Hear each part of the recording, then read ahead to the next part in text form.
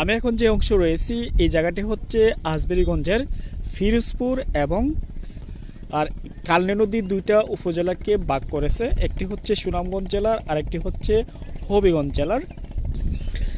এগুলো হচ্ছে হবিগঞ্জের আজমেরীগঞ্জ উপজেলার গ্রাম। আর এই রাস্তা ধরে কিন্তু নৌঘাটে আসতে হয়।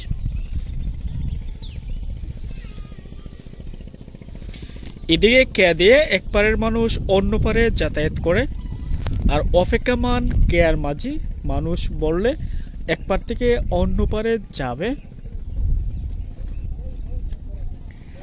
যেহেতু এলাকাটি আমার দেখা হয়নি, নতুন এই এলাকার সৌন্দর্য উপভোগ করব, তাই অপেক্ষায় কখন কেয়া ছাড়বে এক পার থেকে অন্য পারে আমিও যাব। এবং ওই এলাকা নাকি অনেকটাই সুন্দর আর দেখতেও বেশ ভালো লাগে।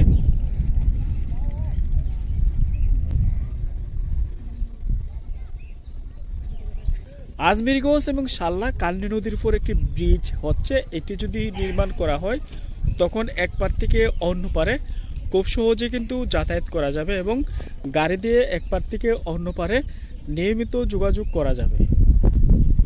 তখন নৌকা দিয়ে মানুষ এক পার থেকে অন্য পারে আর যেতে হবে না।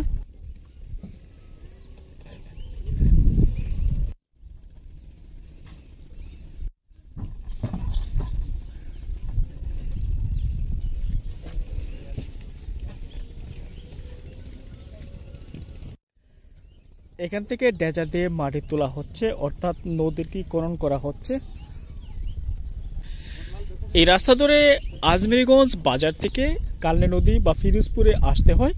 আর ফিরোজপুরের নৌঘাট থেকে কিন্তু শাল্লা উপজেলার ওই ঘাটে যাওয়া যায় এবং ওইখান থেকে টমটমে নাকি শাল্লা বাজারে যাতায়াত করা যায়।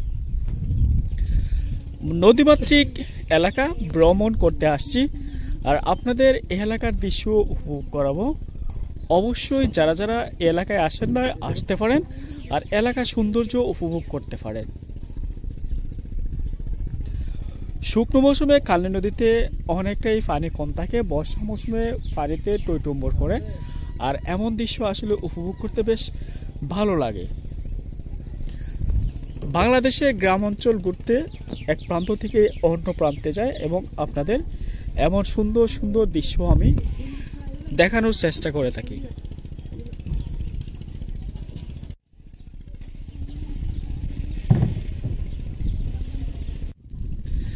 বেশি বেশি ঘুরবেন, দেশের সৌন্দর্য উপভোগ করবেন। ভিডিওটি আমি এখানে শেষ করলাম। আল্লাহ হাফেজ।